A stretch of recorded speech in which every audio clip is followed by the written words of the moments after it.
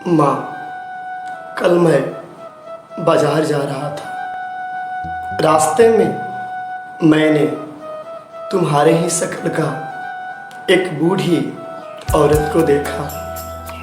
वह फुटपाथ पर बैठी हुई थी और बैठकर आंखों में आंसू लिए हुए विलाप कर रही थी। मैं उनसे 2-4 कदम आगे बढ़ा, किंतु मेरा दिल ने मुझे कहा कि नहीं, आपको इस वृद्धा के पास रुककर उसकी समस्या जाननी ही चाहिए। माँ, जब मैं उस वृद्धा के पास आया और पूछा कि आप क्यों रो रही है, उसने कहा, बिटवा, मेरा 4 लड़के हैं और आज चारों ने मुझे त्याग दिया है, क्योंकि अब मैं उन लोगों के लिए योग्य नहीं रही, क्योंकि अब वे बड़े हो चुके हैं, उनकी पत्नियां हैं, उनके पुत्र हैं और अब मैं बेसहारा हूँ,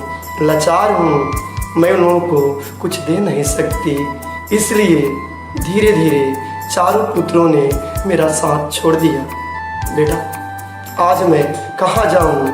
इसी उधेड़ बुन में मैं यहाँ बैठकर रो रही हूँ कि मेरा कल क्या होगा।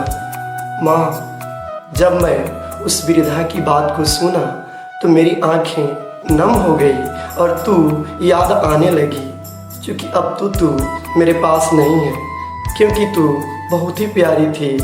इसलिए तुझे ईश्वर ने अपने पास बुला लिया, क्योंकि उसको भी माँ की जो ज़रूरत थी। मैंने उस माँ से कहा कि माँ, तू रो मत, हो सके तो तू मेरे साथ चल।